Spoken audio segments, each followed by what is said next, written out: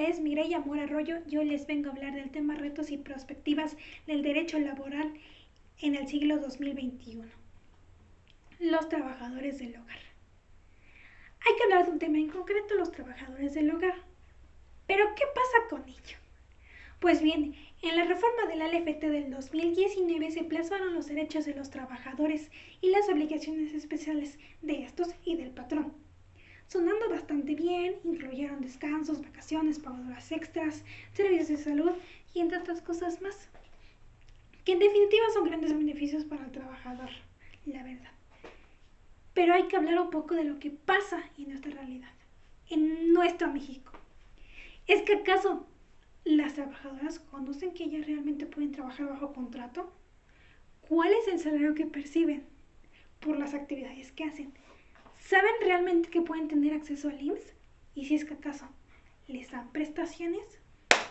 Pues bien, en un primer momento y antes de responder estas interrogantes, déjenme hablar un poco de historia.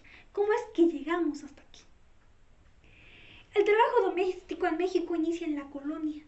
En ese entonces era llamado como servidumbre.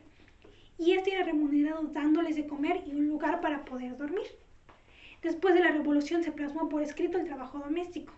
Pero eso solo siguió siendo una buena letra, dado que la LFT de 1931 no consideró que era necesario un contrato de trabajo para los trabajadores del hogar, que en ese entonces, y como la mayoría, seguía siendo mujeres.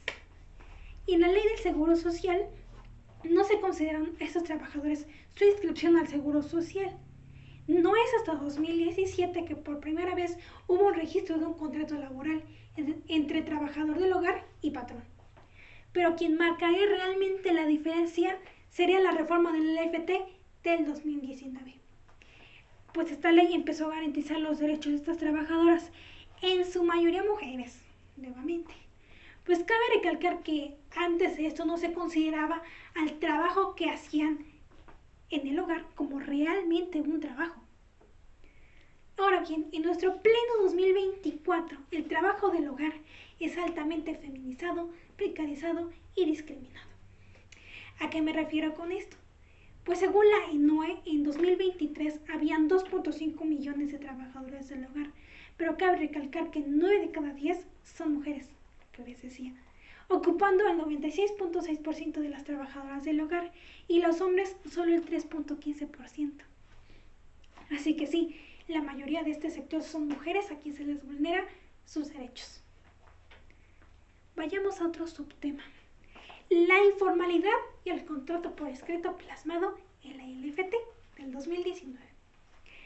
Para el año 2023, 96.2% de estos trabajadores están en la informalidad. Es verdad, aunque la ley lo contempla que tienen derecho a un contrato de trabajo, los números reflejan que no es llevado a cabo y sin olvidar que también influye la baja escolaridad, pues unos no tienen estudios y otros son indígenas. Ahora, la inscripción de los trabajadores del hogar en el IMSS. Son 2.5 millones de trabajadores del hogar en el país y solo 60,000 de estos están inscritos en el IMSS. Es claro que los patrones no están llevando a cabo esta obligación, pues menos de la mitad tiene seguro y claro, la otra cara de la moneda. Los trabajadores del hogar no exigen esto, pues desconocen que pueden tener acceso a tal cosa. Pues el 42.7% pierden su empleo por problemas de salud, seguido de despidos y por sufrir malos tratos.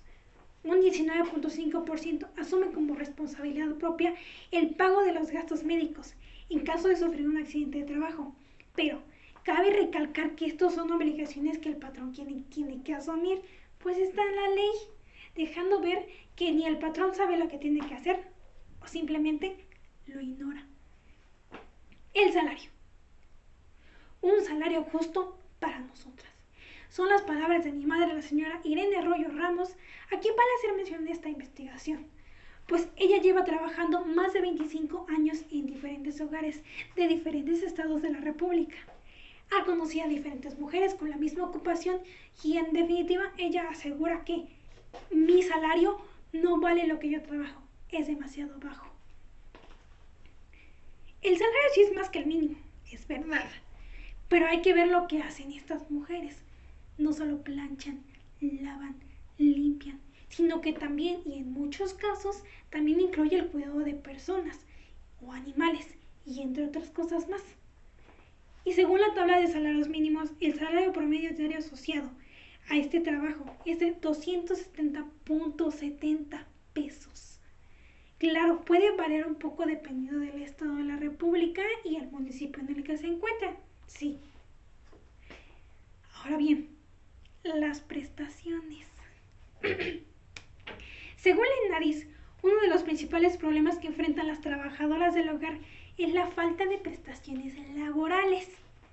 Las estadísticas nos dicen que son el 67.5% de las trabajadoras de este sector no cuentan con ningún tipo de prestación, es decir, 7 de cada 10.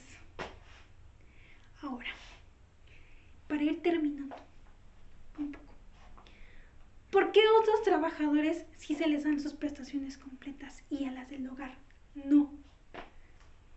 Es discriminatorio que el trabajo que hagan no sea bien remunerado y tampoco les den esos beneficios que por ley les corresponden, ¿eh?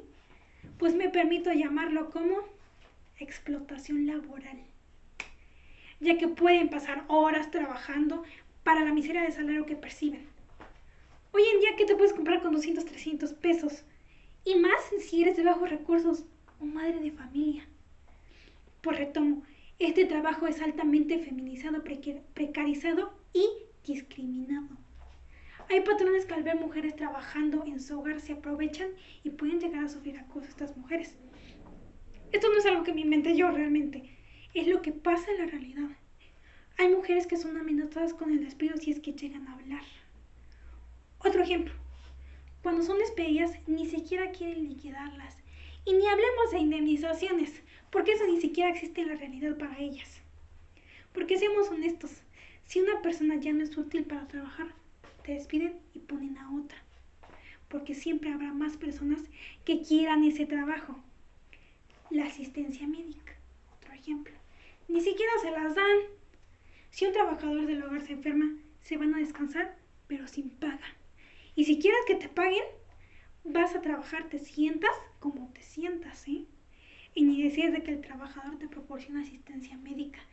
Porque si no tienes seguro, vas a un particular. Y si no te alcanza, que muchas veces eso es lo que sucede, vas al centro de salud. Pero a veces ni tiene equipo para tomarte siquiera signos vitales. No puede ser posible que en pleno 2024 las mujeres trabajadoras del hogar se les sigan vulnerando sus derechos.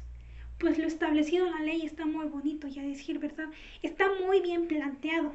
Me gustó saber que esta legislación sí contempla la protección a estos trabajadores, pero sigue siendo una utopía si es que eso no se lleva a cabo. De nada sirve que esté escrito si la realidad es muy diferente. Es letra muerta si no implementamos lo que está ahí planteado en la ley.